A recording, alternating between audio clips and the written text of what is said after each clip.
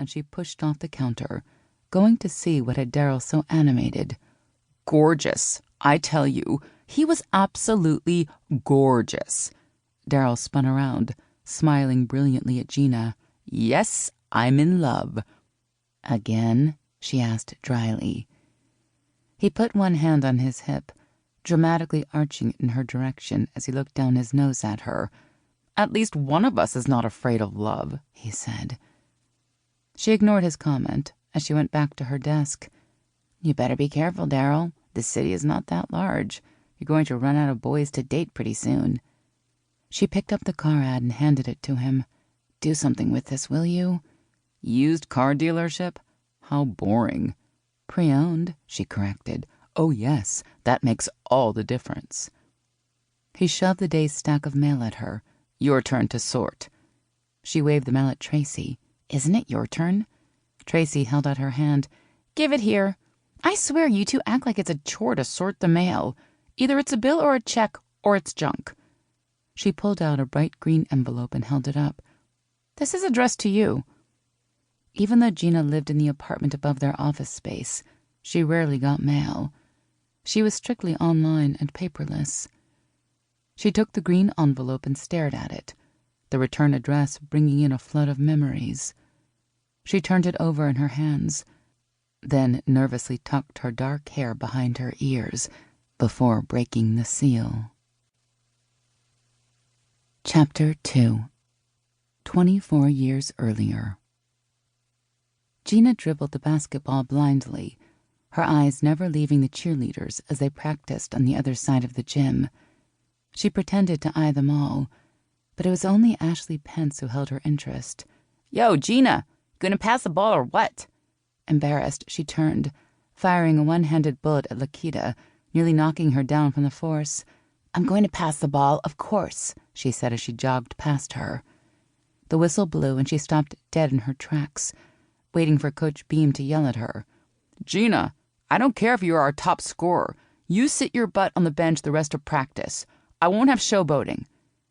Gina sulked as she walked over to the bench, wishing she could keep her mind on basketball, her one love, instead of Ashleigh Pence. Even now she found her eyes straying across the gym, picking Ashleigh out of the group of nearly identical-looking skinny blonde girls. Having gone to Catholic school through the 8th grade, she'd never laid eyes on the girl before. Now that they were at the same high school, she found herself running into her constantly, each time more distressing to her. Her hormones were alive and kicking, but instead of directing her to boys, they led her directly to Ashleigh Pence. She rolled her eyes. A cheerleader, for God's sake. A popular, skinny blonde cheerleader.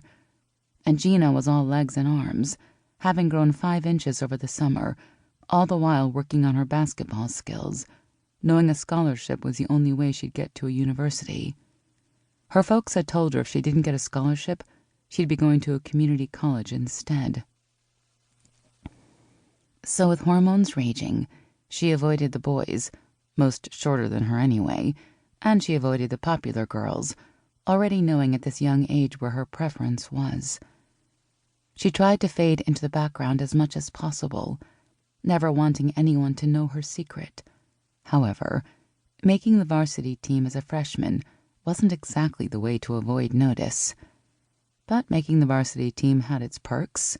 The cheerleaders went to every game, home and away. She flicked her eyes again across the gym, her heart stopping completely as Ashleigh Pence stared back at her gaze as intense as Gina's. Chapter 3. Present Day. Earth to Gina. Hello? Gina looked up, blinking several times, trying to focus on Tracy. What? I said, who is it from? You're as white as a sheet.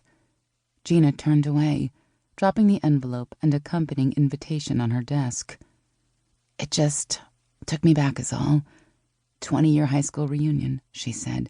20? Good Lord, how old are you? Gina picked up the stress ball she kept on her desk, tossing it at Tracy, who caught it expertly. I'm the same age as you are. God, are we that old? 20 years out of high school? Afraid so.